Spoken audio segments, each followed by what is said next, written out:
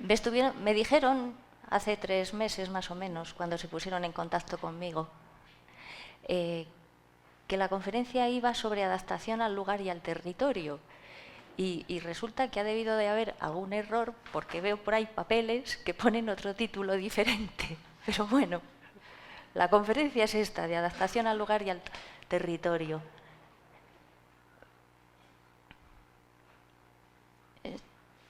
También me habían dicho que tenía más tiempo, entonces no sé cómo me las voy a arreglar para que lo veamos todo, pero bueno, haremos lo posible. Bien, un edificio bioclimático tiene que estar perfectamente adaptado a su entorno. Para poneros un ejemplo, yo cuando estuve dando clase todos los años, a los alumnos les encargaba hacer un proyecto bioclimático en una parcela concreta que ellos tenían que buscar. Entonces ellos buscaban ahí una parcela de su familia, en la aldea, en la ciudad, donde fuera. Y a lo largo de los años, más o menos 10, 12 años, cada alumno hizo un proyecto completamente diferente, no se repitió ninguno. Esto es para indicaros la importancia que tiene el entorno a la hora de hacer un diseño bioclimático. También recuerdo en una conferencia que estuve dando a arquitectos en La Coruña sobre arquitectura bioclimática, que un arquitecto estaba como muy frustrado porque yo no le estaba dando ningún guión de cómo tenía que ser una casa bioclimática. Pero es que, señor, depende completamente del entorno, de dónde va a estar y de las necesidades de los habitantes. O sea, no hay una receta para una vivienda bioclimática. Como fundamento podemos decir que una vivienda bioclimática tiene que estar adaptada al entorno, tiene que tener bajo consumo energético, regular el clima interior aprovechando la energía de fuera y con mecanismos que no precisen aporte energético externo. Y en caso de que lo necesitasen, por ejemplo, bloques de viviendas, de muchas viviendas, tendría que ser energías renovables. Solamente en este caso podemos hablar de edificios bioclimáticos. Hay que conseguir un máximo confort interior adaptado al territorio y con el mínimo gasto energético. Para eso hay que conocer perfectamente las condiciones del entorno, aprovecharlas e integrarlas con un diseño inteligente. Si necesitamos un aporte energético extra, energías renovables. No hay un modelo único de arquitectura bioclimática, en todo caso, una filosofía de la construcción eficiente. A la hora de armonizar con el entorno, la arquitectura tradicional, y acabamos de tener una muestra perfecta de ello, aprovechaban siempre las condiciones exteriores para conseguir un confort, porque en aquellos tiempos no tenían petróleo del que tirar para derrochar energía. Entonces, cualquier edificio de cualquier cultura tradicional estará adaptado perfectamente a su entorno y será prácticamente bioclimático. Y como vemos, ninguna se repite. No se puede parecer en nada un edificio de arquitectura tradicional en Noruega que en Yemen, por sentido común. Según el lugar en que esté ubicado, el clima, el entorno y las necesidades de los habitantes, saldrá un diseño completamente diferente. Y en caso de duda, a igualdad de confort, vamos a elegir siempre la solución más simple, porque será también la más eficiente, la más sencilla y la más barata. Todo es cuestión de saber manejar los elementos reguladores del clima y aprovechar las energías de las que disponemos. Una arquitectura bioclimática debe consumir poca energía, estar integrada en su entorno y tener un diseño bioclimático. Podemos ver y veremos a lo largo de esta charla, en cuanto a adaptación al entorno, ejemplos muy variados. Por ejemplo, un fiasco. Esto se hizo en Punta Arenas, Chile. En principio era un diseño perfecto. Tenía una envolvente perfectamente diseñada para aislar de las temperaturas extremas del clima. Tenía en el interior un gran muro de hormigón para captar pasivamente toda la energía solar, un edificio perfectamente orientado, pero he aquí que alguien apareció alguien con poder de decisión y dijo, este muro de hormigón es feísimo, vamos a taparlo con madera. Todo se recubrió de madera y entonces se perdió toda la captación de calor que tenían. Además, nadie pensó que había que encender la calefacción al menos 20 minutos antes de que fuera habitado. Entonces, la gente estaba frustradísima, aquello no funcionaba, se gastaba energía. En fin. Bien. Esto es lo que os acabo de contar ahora. Hay un edificio que se supone que en su momento fue el museo más ecológico del mundo, que fue la Academia de Ciencias de California, de Renzo Piano, y efectivamente tiene un gran aprovechamiento de la energía y es un poco una punta de lanza de una serie de edificios que se han ido construyendo posteriormente para hacer edificios sostenibles y sobre todo desde el punto de vista energético. Aquí planteó una cubierta verde, utilizó una modelación computacional para aprovechar la iluminación de manera natural y así gastar menos vatios de aporte lumínico externo. Y también se diseñó con criterios de regulación pasiva de temperatura y ventilación. Bien. También tiene paredes exteriores, que son ventanas de cristal con células fotovoltaicas. Bueno, yo no me puedo explicar por qué los edificios se siguen construyendo y no están revestidos de arriba abajo de paneles fotovoltaicos. O sea, es una cosa que no puedo entender. Porque ahora tenemos hasta ventanas, cristales que dejan pasar la luz, que puedes ver a través de ellos y son captadores de energía. Entonces, ¿por qué no se hace? Bueno, intereses. Y es que también falta cultura de la gente, porque no ha llegado esta información a la gente. La gente se queda todavía con el acabado de mármol de no sé qué o de madera de no sé qué. Señores, gaste usted el dinero en una captación de energía. De todas maneras, esto es inevitable. O sea, estamos ya en ello, no va a quedar más remedio que aprovechar la energía. Bien. Ahora vamos a pasar a lo que es el análisis del lugar. La arquitectura bioclimática hay que diseñarla en función del entorno para aprovechar la energía natural. Bien. Entonces, otra cosa que hay que entender es que un edificio bioclimático se diseña en bloque. Un arquitecto bioclimático se tiene que olvidar de coger el lápiz, empezar a hacer croquis y decir, y aquí pongo un salón, y aquí pongo un no sé qué y un no sé qué. No, porque a la vez tienes que tener en mente cómo van a circular el aire, por dónde va la ventilación, cómo va a estar la captación de energía, y hay que hacerlo todo a la vez. Y para eso lo primero que hay que hacer es empollarse, porque no queda más remedio. Todos los recursos que un arquitecto pueda utilizar, y una vez que los tienes todos en la cabeza, emplearlos en el diseño de ese edificio concreto, en esa parcela concreta. Se diseña en bloque. En cuanto a los elementos de cerramiento del edificio, pueden ser a la vez captadores de energía, como acabamos de decir, y también acumuladores de calor. Tú pones una pared acristalada, como es la típica galería gallega, y pones detrás un muro de piedra, y entonces aprovechas el calor. Y eso lo saben los gallegos de toda la vida. También hay que forjar una unión con el entorno. Que no sea una bofetada al entorno. La cuestión es integrar siempre. Y en esto vamos a ver algunos ejemplos. Por ejemplo, yo qué sé, esta es una casa japonesa perfectamente integrada en su entorno.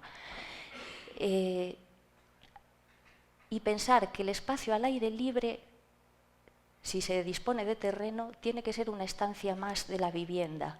Y tiene que haber una continuidad en el disfrute de esa vivienda, una continuidad entre el interior y el exterior, que esté en armonía. Esta modificación también podemos jugar después, y lo veremos, con una modificación del entorno, y esto ya lo sabían desde tiempos prehistóricos. También los castros gallegos son un ejemplo de ello, y cómo se podían hacer muretes, en fin, jugar un poco para poner paredes curvas para proteger de los vientos. Esto, por ejemplo, en Santa Tecla se ve clarísimo. Tienes ahí un castro en una zona expuesta al viento, paredes curvas que resbalen el viento, porque si el viento resbala, tienes menos pérdidas de calor. En cuanto al exterior de la vivienda, pues puede ser una estancia más en la que desarrollar actividades variadas, tomar el sol, lo que sea. Pensar que cuando nosotros hacemos una vivienda, ya hay seres viviendo ahí. O sea, esa parcela no es nuestra. Es de otra serie de seres vivos que llevan ahí viviendo desde tiempo inmemorial. Entonces, se trata de también armonizar con ese entorno y beneficiarnos los unos de los otros. Por ejemplo, si plantamos arbustos que den bayas, eso alimentará a los pájaros. También hay coníferas, pequeños arbustos tipo coníferas, que es el sitio ideal para que los pájaros hagan sus nidos y están libres, por ejemplo, del ataque de los gatos. Pues todo este tipo de cosas. Si uno cuando se levanta por la mañana le gusta escuchar el canto de los pajaritos, dales comida y dales donde hacer el nido. Y entonces tendrás ahí un festival, una orquesta sinfónica cada mañana. Así de sencillo. También sabemos que las ranas están en extinción, ¿no? Pues ya que tenemos cantidad de agua en Galicia, hay muchas parcelas con riachuelos, pues hombre, una pequeña charca donde vivan las ranas. Nosotros, mi marido y yo, aprovechamos una vieja casa en ruinas, la arreglamos aquí en una aldea galega y pusimos una piscina. Bueno, nosotros venidos de fuera, pues en fin, fue lo que se nos ocurrió. Yo entonces tampoco conocía la arquitectura bioclimática. Nuestra sorpresa fue que todas las primaveras venían las ranas a criar. Entonces, claro, las dejábamos. Y después, hombre, es natural. Después, si alguna tenía alguna dificultad en salir, pues le ayudábamos ya cuando había crecido y tal. Entonces, pues vivir bien, llevarse bien con los vecinos, que ellos estaban ahí antes que nosotros. O sea, nosotros somos los que hemos ido a ocupar su espacio. Bien. A la hora de modificar el entorno de la vivienda, podemos buscar protección frente al viento, ruidos, el sol de verano, etcétera, etcétera. Y todo esto, armonizarlo de manera que podamos descansar después de una jornada laboral, etcétera, etcétera. Bueno, todo esto, que os puede parecer muy denso, está en unos apuntes que tienen aquí, tienen aquí en la espiga, y todo esto que estoy contando está en los apuntes. Entonces, si alguno tiene interés, que se coja el PDF. Bien. Todo esto es lo que hay que analizar. Topografía, vistas, vegetación, agua, el hielo, construcciones adyacentes, puntos de abastecimiento, geología del terreno, radiaciones electromagnéticas y tal. O sea, es un montón de cosas. Cuando os dije que un arquitecto que quiere hacer una vivienda bioclimática tiene que empollar, es que tiene que empollar, pero empollar en serio. Vamos, yo me quedé escandalizada cuando me enteré, no sé si habrán cambiado las cosas, que en arquitectura superior, arquitectura bioclimática solo es un cuatrimestre y además es optativa. O sea, esto en 2019 es una vergüenza directamente. Bien. En cuanto a límites, alrededores, forma del solar, carreteras, edificios adyacentes, todo esto nos va a repercutir mucho a la hora de hacer ese diseño. Tenemos que observar montes, ríos, mares cercanos, accidentes topográficos relevantes, etc. Fijaros que nos estamos jugando, por ejemplo, la incidencia solar, una carretera que nos dé ruido, tendremos que apantallarlo de alguna manera, etc. Obstáculos, edificios que proyecten sombra. El entorno urbano también es un entorno. En relación a esto, no quiero que se me olvide, se puede hacer una vivienda totalmente eficiente, bioclimática, con cero consumo, o sea, con cero aporte externo de energía, en una ciudad rodeado de edificios más altos y con todos los inconvenientes. Bueno, mi marido tenía una gran discapacidad y entonces llegó un momento que no podía vivir en un piso porque cuando se estropeaba el ascensor, pues, o sea, se tenía que quedar sin salir de casa. Entonces compramos la parcela que podíamos pagar, que os podéis imaginar era en Coruña, en Monte Alto, una parcela pequeñita rodeada de edificios más altos. Lo único que pude yo jugar es que estuviera orientada prácticamente al sur. La normativa nos obligaba a que nuestra vivienda tenía que ser más baja que todas las edificaciones alrededor, porque la normativa había cambiado. Bueno, pues pese a esas limitaciones y a otras muchas, como por ejemplo que mi marido solamente podía subir tramos de escaleras de 4 alturas como máximo y 13 centímetros de altura, eso vosotros daréis cuenta que es un desarrollo de escalera que se va a la mitad de la parcela, pues pese a todo, aquí está este proyecto, se consiguió.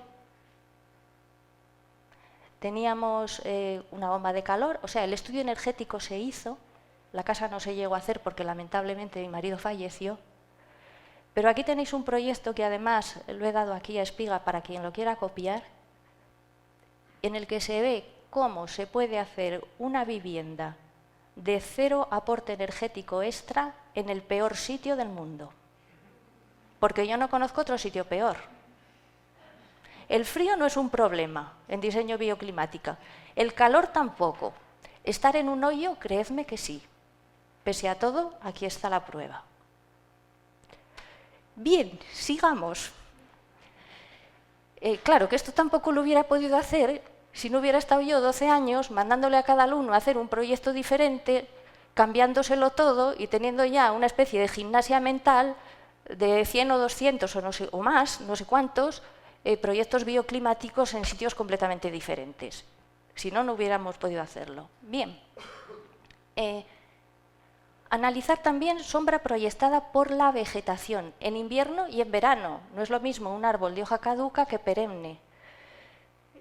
Fuentes de contaminación, elementos de ruido, otro tipo de contaminación, vertederos, etcétera, malos olores.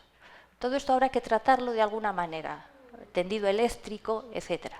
Con todos estos datos del entorno que tenemos, hacemos el croquis de la parcela y su entorno, anotando dónde está cada cosa. Y así sabremos dónde tendremos que actuar frente a ese peligro externo o belleza externa, porque habrá cosas que queramos disfrutar de ellas. Detalle importante. Todos los arquitectos os habrán dado la paliza con Le Corbusier. Yo también hice 3 años de arquitectura superior y entonces lo sé. Le Corbusier, lo primero que hacía en sus proyectos, colocar el sol, orientación del edificio. Bueno, pues esto hay que hacerlo en una vivienda bioclimática más que en ningún otro sitio. Observar el sol por dónde sale y por dónde se pone, sobre todo en el solsticio de verano y en el de invierno, que son los 2 momentos más extremos, donde vamos a tener menos luz en invierno y mayor agobio de calor en verano. Y con todo esto podemos hacer una maqueta. Esto es una carta solar estereográfica y entonces se ve, está marcado con esos arcos que son el recorrido del sol a lo largo del año. Entonces ya vamos a ver por dónde se pone, por dónde sale, etc. Ideal en zonas frías orientar al sur. Claro, si estáis en Sevilla os diré lo contrario. Yo ahora vivo en Sevilla y me maté hasta que encontré un pisito prácticamente al norte. Claro, las circunstancias son otras. En cuanto a la radiación solar, la podemos absorber o reflejar. La absorbemos con colores negros, la reflejamos con blancos. Podemos tener espacios agradables y aprovechar los árboles de hoja caduca para que dejen pasar la luz y el calor del sol en invierno y sin embargo nos den sombra en verano. Este es del ABC de la arquitectura bioclimática, diseñar la vegetación. Bien, lo que os dije, pavimentos de color oscuro absorben y... también tener en cuenta que el agua, el mar, refleja la luz solar. Bien.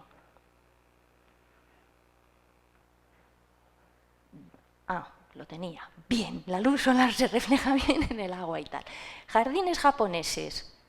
Esto se puede hacer y después veremos en una especie de mini resumen que hice tratamiento del entorno de la arquitectura bioclimática gallega, es buena idea poner un jardín de grava delante. Claro, salen hierbas. Esto hay que hacer como los japoneses, rastrillarlo, ¿eh? Si uno no quiere dolarse los riñones, pues mejor busque otra solución. Pone unas losetas blancas y listo. Bien.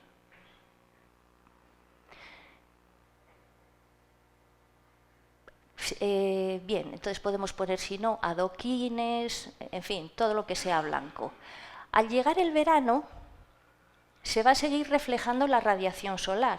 Entonces, si esa zona queremos que nos dé luz en invierno, pero no en verano, de vez en cuando habrá que poner árboles de hoja caduca, para en verano tener sombra. Bien, esto es... A ver, saber qué elementos, a qué hora del día y en qué zona de la parcela proyectan sombra en invierno. Dato importante, la sombra en invierno, escapar de ella. El viento. El viento es un problema en muchas zonas en Galicia, porque cuando viene el viento aquí sopla de lo lindo. Y habrá que poner barreras cortavientos. Esto, la mejor manera es vegetación. Hombre, también se pueden hacer artificiales, hormigones, lo que queráis, pero hombre, no hay comparación.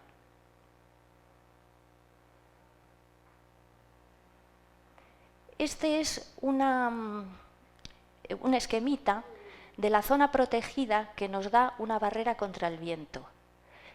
No importa lo que es la profundidad de la barrera, sino el frente que da al viento.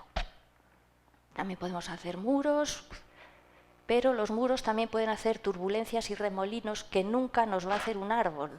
O sea, lo ideal es verde, vegetación.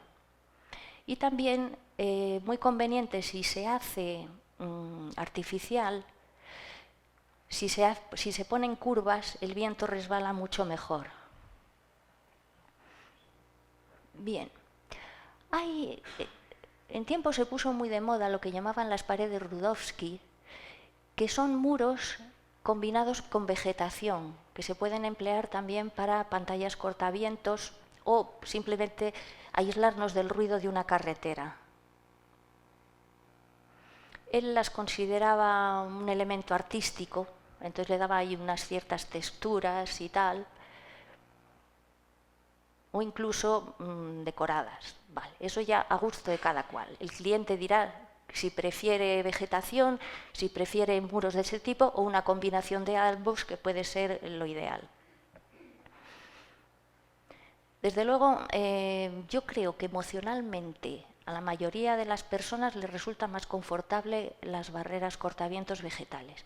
Y sobre todo, por lo que dije antes, es que pueden vivir aquí pájaros y animalitos y cosas, en fin. Claro que si uno se aborrece los animales, pues vale, bien.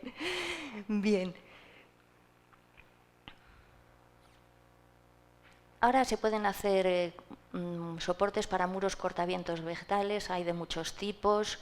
Ahora ya puedes encargar jardines verticales cortavientos hechos específicamente, que vienen a ser un armazón con una serie de plantas y tal. Bien. En resumen,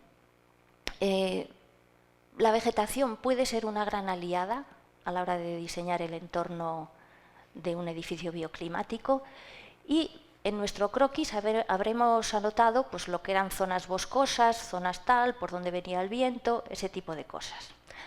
Y no olvidarnos de si hay especies protegidas, claro. A veces a lo mejor queremos poner una vivienda en un lugar y si nos encontramos con un tejo o algo así protegido, pues tiene prioridad, él estaba antes que nosotros. Hay por ahí un chisme que se llama Heliodón, en el que se pueden sujetar vegetación y demás, y fijaros que tiene una serie de luces ahí arriba que simula un poco la trayectoria del Sol y en el que podemos poner ahí nuestra vivienda, nuestros arbolitos y tal, y ver directamente cuándo les va a dar sombra, ¿eh? Entonces esto se puede tener en cuenta. Se puede hacer incluso casero. El que os puse antes se compra. Seguro que si lo buscáis por Amazon lo encontráis. Pero mira, a uno que le gusta hacer las cosas por sí mismo, pues aquí lo tenéis. O sea, se pone ahí unos focos, hay unos arcos de acero, un tablero y ya tienes tu heliodón. Sin más. Bueno, aquí la vegetación puede utilizarse para todo esto. No voy a leerlo todo porque andamos fatal de tiempo y además lo tenéis en los apuntes. Bien, y un arquitecto dirá, bien, esta es la teoría, pero ahora me toca la práctica. ¿Qué árbol o qué arbusto pongo y en qué sitio?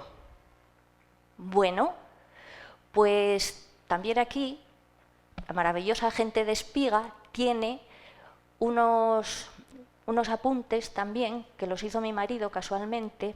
Bueno, no casualmente. Cuando hice yo el trabajo de arquitectura bioclimática, dijo, Dolores, toda esta parte no sirve de nada si no tienes una guía con los árboles y plantas que puedes poner en cada caso. Y entonces él se tomó unos años en hacer una clasificación de plantas para uso bioclimático que no existía cuando yo hice este trabajo y que yo no sé si ha salido algo por ahí, que yo me entere, no.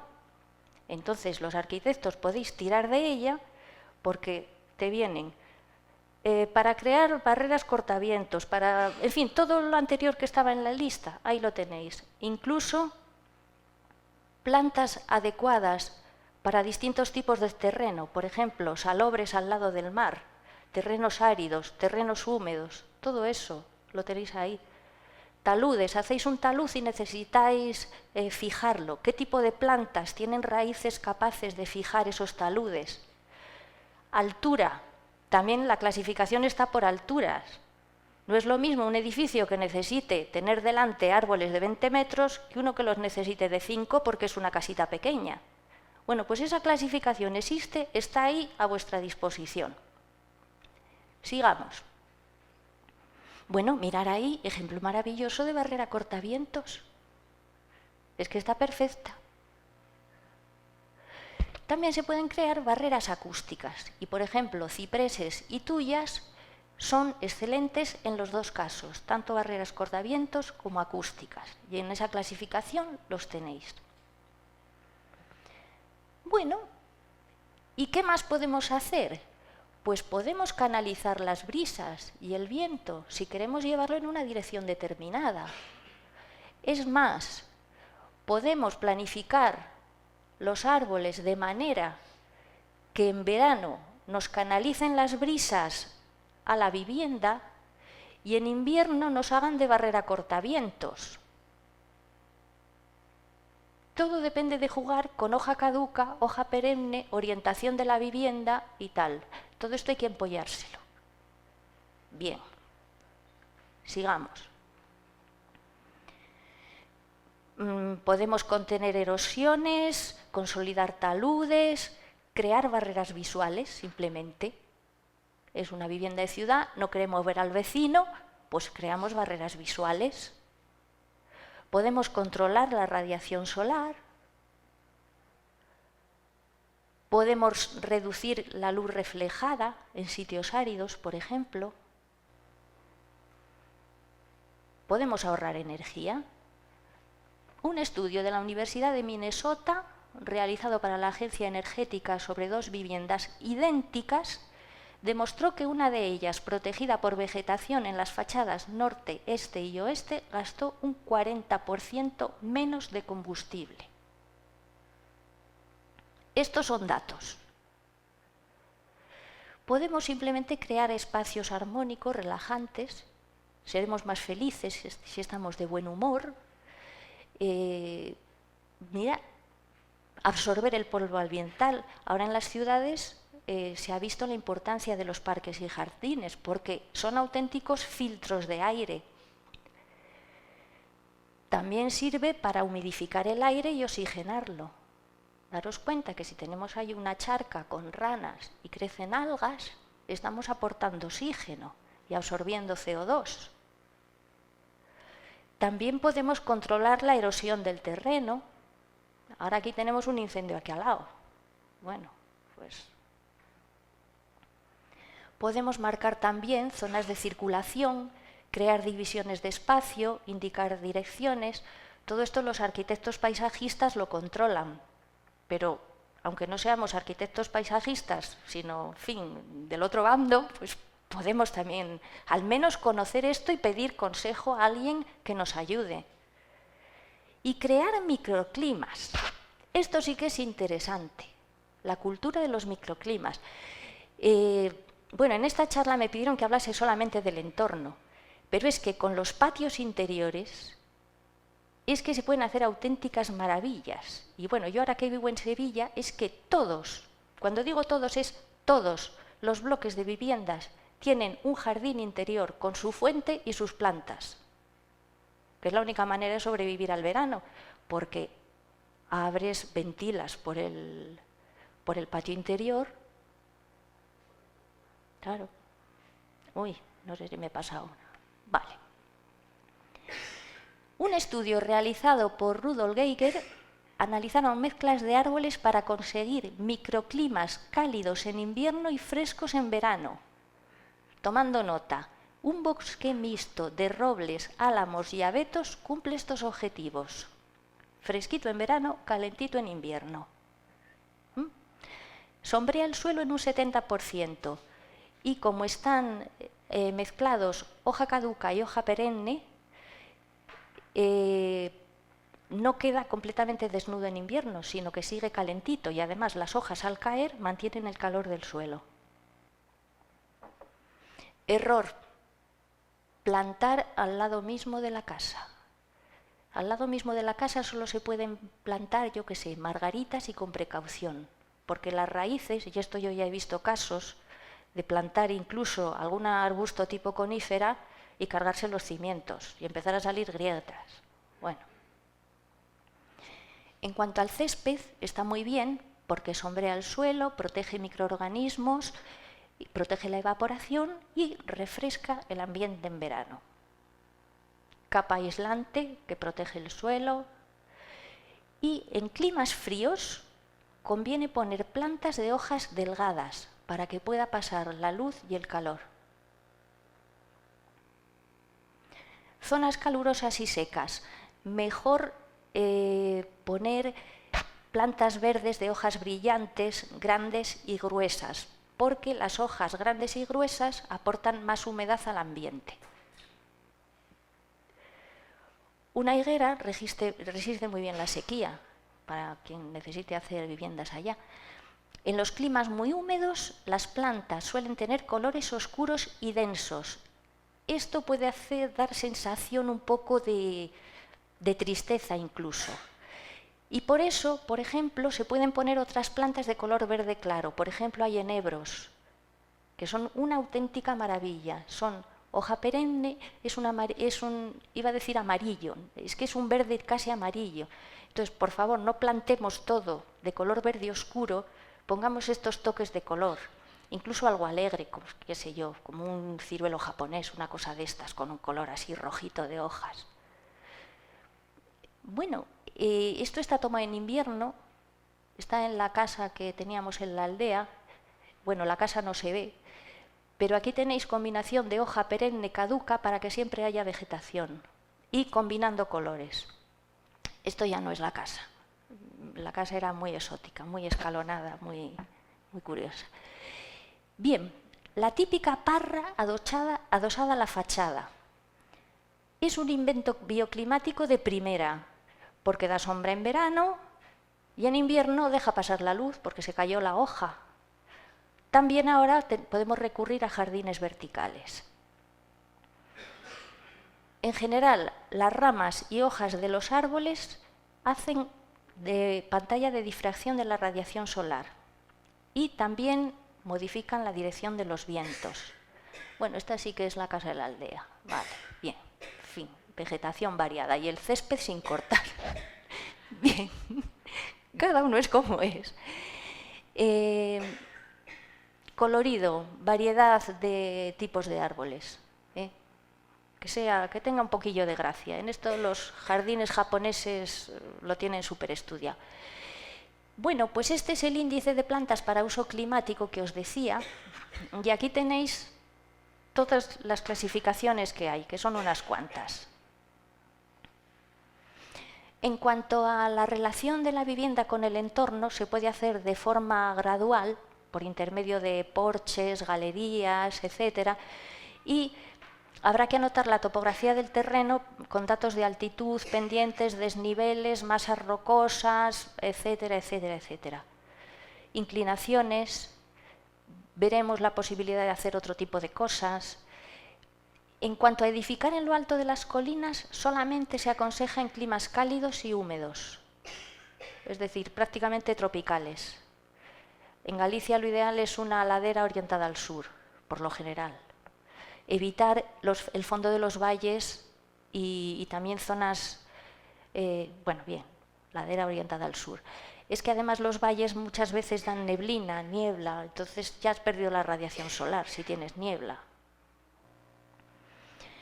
Si no tenemos una ladera orientada al sur, podemos hacer un microclima con un pequeño movimiento de tierras. Meter excavadora y hacer nuestra propia orientación al sur, un poquillo. Entonces ya aquí entramos en lo que sería modificación del terreno, porque la orografía del terreno afecta mucho a la dirección de vientos y demás.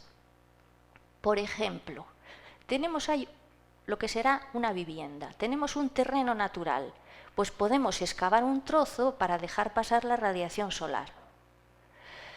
Jugar también con barreras cortavientos y aquí un medio fiasco. Valdespartena en Zaragoza, imagino que ya lo conoceréis algunos, es un barrio que se hizo allí y se vendió como absolutamente bioclimático.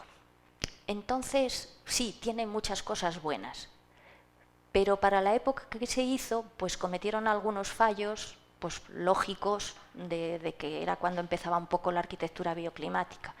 Entonces, unos bloques hacen de cortavientos unos a otros, pero ¿y el que está en primera línea? ¿Qué hacemos con él? Claro, entonces eso no puede ser. Eso no puede ser. Hay que pensar otro tipo de cosas. Después, vamos, yo casi me echo a llorar cuando vi esta foto. ¿Cómo se puede poner coníferas frente a las ventanas? Al lado. O sea, no. Si quieres poner cerca, pones hoja caduca, pero no se te ocurra poner hoja perenne. Actualmente hay también modificación del entorno, digamos, desde el propio edificio. Ahora están poniéndose muy en auge jardines adosados a los edificios. Bueno, si estás en medio de una ciudad absolutamente agresiva, etcétera, bueno, pues búscate el bosque tú mismo. Bien, y ya se empiezan a hacer cosas. Esto está en Paterna, Valencia, en fin. Y estos bosques verticales, que yo sepa todavía no se han inaugurado, se iban a inaugurar en el 18. En el 18 dijeron que en el 19 y yo no tengo noticia de que se hayan realizado.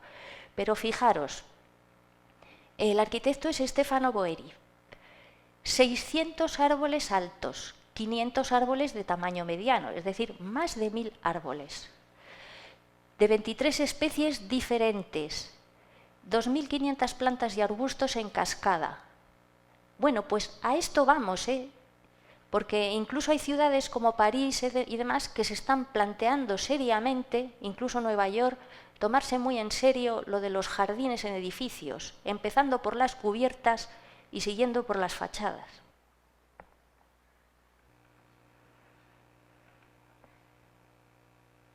Bueno, la arquitectura bioclimática se habla siempre del confort interior, pero con estas modificaciones del entorno vamos a conseguir también tener un confort fuera de lo que son las 4 paredes del edificio. Recordando que la prioridad es conseguir un importante ahorro energético. Otra manera que tenemos para hacer barreras cortavientos, si estamos en una situación más complicada o el edificio va a tener más altura, podemos empezar por hacer un talud y plantar árboles encima. Esos taludes los podemos sujetar con las plantas que vienen en la clasificación que os doy. Y, hombre, si uno tiene alma de artista, pues podemos ir poniendo también rocas, arroyos, cascadas. Oye, es que Galicia se presta mucho a esto, es que es una gozada. Se puede hacer uno un jardín galego que no tiene que envidiar a ningún jardín japonés. Y, poniéndonos ya ecologistas concienciados, vamos a hacer una depuración por lagunaje. En ese entorno del edificio vamos a diseñar nuestra depuración por lagunaje, con una serie de plantas hasta dejar un agua completamente limpia en la que incluso nos vamos a poder bañar, que esto ya se hace. Y hay ejemplos incluso aquí en Galicia. Bien, también se puede poner un baño seco, vale, bien, pero teniendo depuración por lagunaje no veo yo la necesidad. Y en cuanto a la modificación de la topografía, también podemos hacer casas enterradas o semienterradas. Como andamos fatal de tiempo, no me voy a enrollar con esto, que podría, y ganas me dan, porque además lo tenéis todo en los apuntes y con otros esquemas, dibujitos que hice yo donde se explica todo muy bien y tal. Tener en mente, es una solución ideal, tanto para climas fríos como para climas cálidos, porque la Tierra tiene una masa térmica enorme, entonces nos va a proteger del calor y del frío, de las dos cosas. Bien. Y también en terrenos inclinados, que hay muchísimos en Galicia, pues podemos tener viviendas semienterradas, con 2 plantas. La casa que nosotros teníamos en la aldea era así. En realidad era semienterrada, porque tenía prácticamente las 2 plantas, o sea, con roca por detrás. En fin, vamos, ahí lo primero que tuve que hacer es prácticamente un muro de contención, ahí gasté hormigón armado a base de bien, porque si no se nos filtraba el agua dentro. De hecho, la casa antigua, que era antigua, tenía una canaleta para que circulara el agua. Entonces dije, no, Lola, por Dios, tú tienes que hacer una presa. Bien. Y no dio problemas porque además el agua que pudiera colarse la canalizamos poniendo simplemente piedras, grava, que colaba debajo. O sea, que es que ese problema no lo hay, si se diseña bien. Y para los amantes de la jardinería, una cubierta verde. O sea, en cuanto a la presencia de cursos de agua, ríos, lagos, etc., bueno, tener en cuenta que no es lo mismo el clima que tengamos alrededor, porque el agua no siempre beneficia. En el análisis del entorno podemos ver si tenemos agua subterránea, porque en ese caso podemos plantar nuestra energía geotérmica y ahorrar muchísima energía con ella. Ríos, lagos, etcétera, atraen masas de aire frío y eso no siempre nos interesa. Hay que tenerlo en cuenta. Y en cuanto al océano, nos va a dar brisas mañana y noche y también nos puede dar temporales. Pero también el mar actúa como gran regulador térmico. Siempre vamos a tener una temperatura mucho más uniforme, sin cambios bruscos, más estable. Los océanos generan brisas tierra-mar y mar-tierra que habrá que tener en cuenta a la hora de diseñar nuestro entorno. Los mares pueden traer vientos marinos cargados de humedad y entonces a lo mejor nos interesa poner barreras cortavientos, si no en todo, al menos en parte. Generalmente, en climas cálidos y secos, hay que acercar el agua a las casas o las casas al agua. Sin embargo, en climas cálidos y húmedos conviene alejar el agua. Los ríos traen masas de aire frío, nieblas, y en los valles nos conviene colocar el edificio en una zona más alta en vez de en el fondo.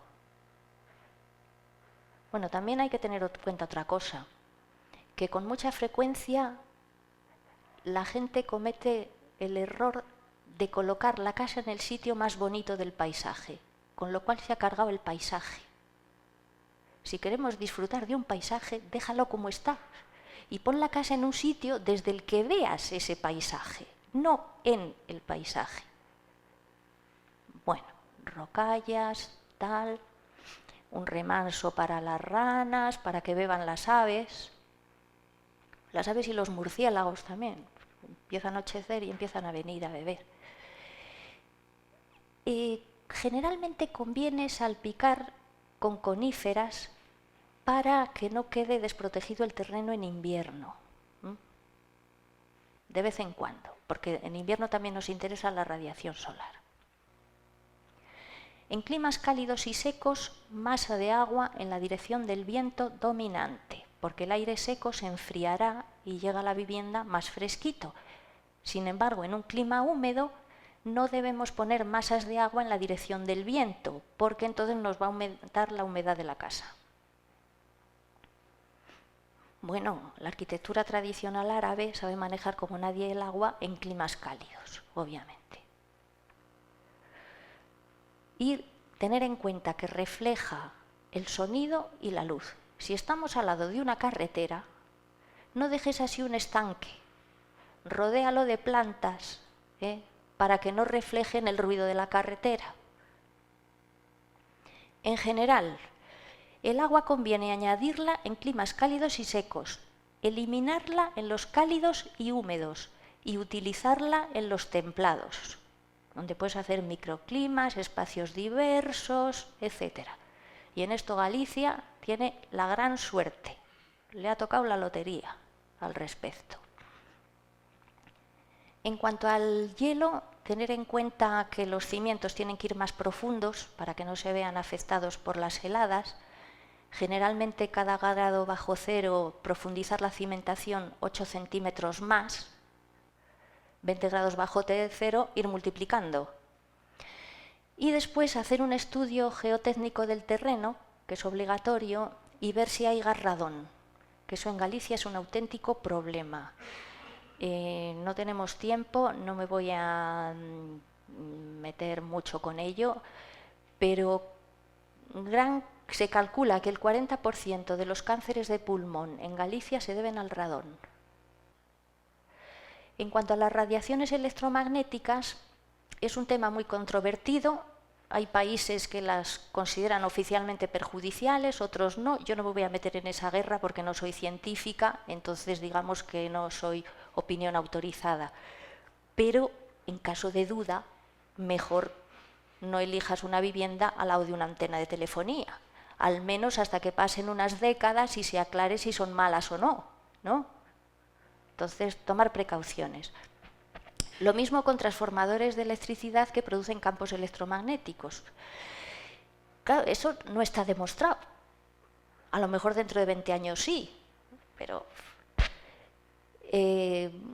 lo que se dice que se puede hacer es poner fuentes con agua pulverizada y también elementos metálicos hincados en el terreno para derivar los iones que pueda haber de esos transformadores, derivarlos a tierra. Eso sí no se tiene opción.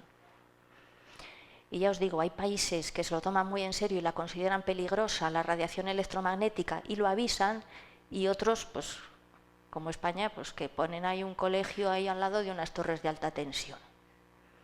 Yo ya os digo, yo no tengo la sapiencia de saber si esto es bueno, malo o no, pero estas cosas hay que saberlas y que cada cual elija. En cuanto a las construcciones adyacentes, ver sobre todo la altura de las edificaciones que nos rodean, porque ¿de qué nos sirve tener una parcela orientada al sur si nos encontramos con esto?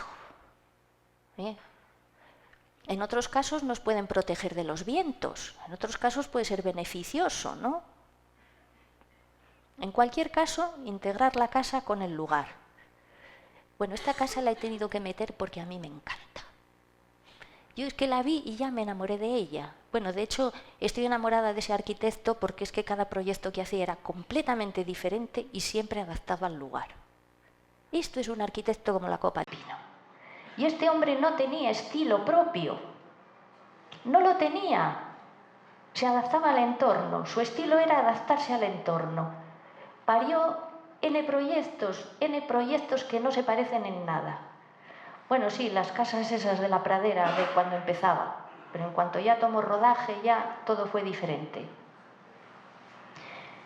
El objetivo es conseguir armonía entre el terreno y el diseño de la vivienda. A ser posible, utilizar los materiales del lugar o que tengamos un abastecimiento cercano. No vayamos a traer una piedra de Brasil porque entonces nos va la ecología en ello. Entonces, aprovechar lo que tenemos alrededor, que además nos sale más barato y el planeta, pues a lo mejor nosotros lo podemos pagar, pero el planeta no se lo puede permitir. Y es más importante el planeta que nosotros, como seres individuales, digo.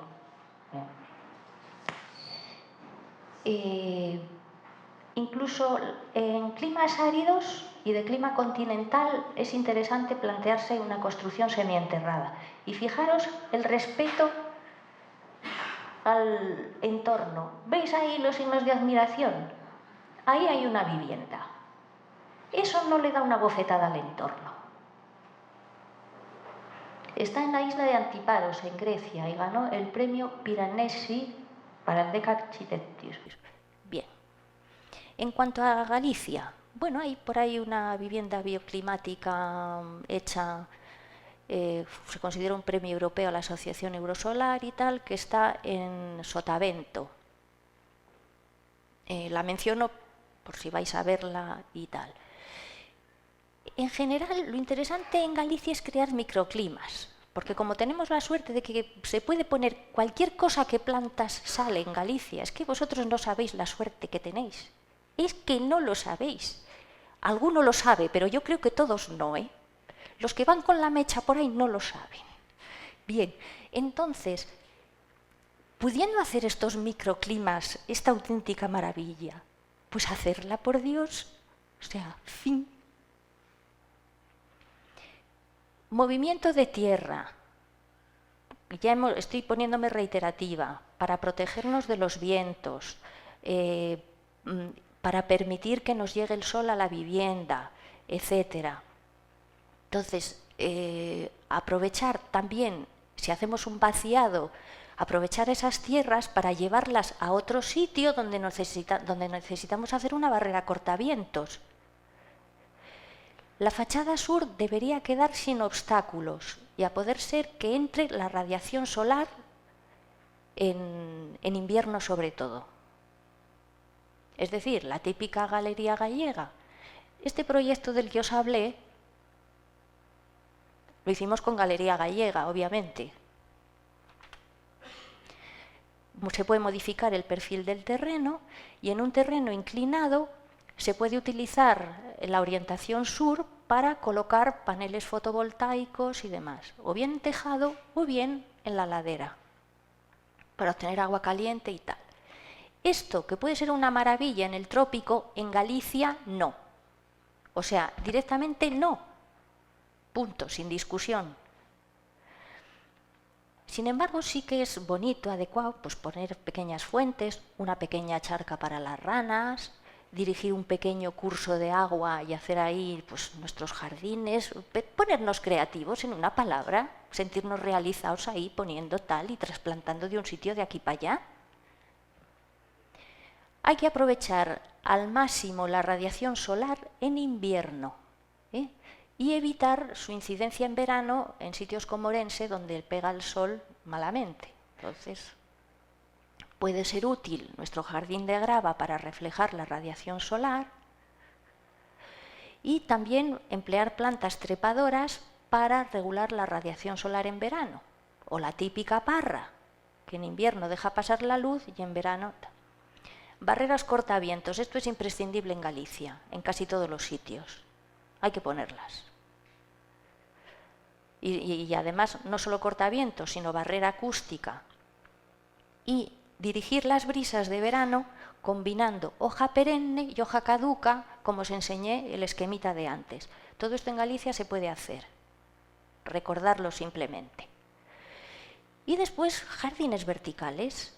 Si tenemos poco espacio, no podemos plantarnos nuestro bosque, oye, pues al menos si tienes que poner una tapia, pon un jardín vertical. Tenemos agua, clima templado y gran variedad de especies verticales. Bueno, pues es que la cantidad de plantas posibles es, hombre, no infinita, pero hay muchísimo y de todo tipo de coloridos. Y es que es una maravilla lo que se puede hacer. Poner manchas así de color. Porque además el verde oscuro, si solo ves verde oscuro, puede resultar un poquito deprimente, pero es que hay árboles que tienen hojas de todos los colores. Y vigilar también que el granito no quede desprotegido. Procurar que siempre quede un manto de tierra encima. El problema de los incendios es ese, que después llueve y se lava el manto. En estos casos se puede proteger plantando lavanda, brezo o madreselva. Entonces esta es una posibilidad. Somos ecologistas, llevamos unas semillitas, nos damos un paseo por ahí para que vaya sujetando el terreno y no lo perdamos. El brezo aquí nace solo, se le puede dar una ayuda. Y este es un dibujo esquemático de cómo podría ser. A ver, sí y no, porque ya os dije que no puede hacerse dos casas bioclimáticas iguales y no hay... Sí, ya me estoy pasando. Vale. Pero bueno, es una idea. Que dé sol en invierno, barreras cortavientos, demás, lo miráis en los apuntes. Todo esto ya os lo he contado, era simplemente recordar. Y bueno, una petición. Tengo 3 hectáreas de monte ahí en León, en un sitio, bueno, secano, tal. Y voy a plantar robles y encinas. De hecho, están empezando a salir las encinas. Si alguien tiene bellotas que le sobran, por favor, recurrid a Espiga y que me las hagan llegar. Entonces, sí, por eso. Entonces, es que no tengo coche. Bueno, yo ya he terminado, o sea, no tengo coche, o sea, no puedo ir al monte con un saco y cargar el coche porque no puedo, pero en fin, o sea, si me lo hacéis llegar, yo me encargaré de llevarlo allá y en fin, porque lo iremos plantando poco a poco. Que hay 3 hectáreas tengo ahí.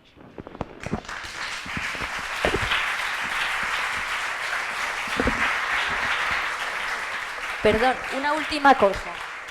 Y la gente es que me ha dicho, oye, ¿tú estás loca? ¿Vas a plantar encinas si no las vas a ver crecidas en tu vida? ¿Por qué no plantas, yo qué sé, otra cosa que crezca y sacas pasta? Le digo, hijo, es que yo no quiero pasta. Yo lo que quiero es bosque.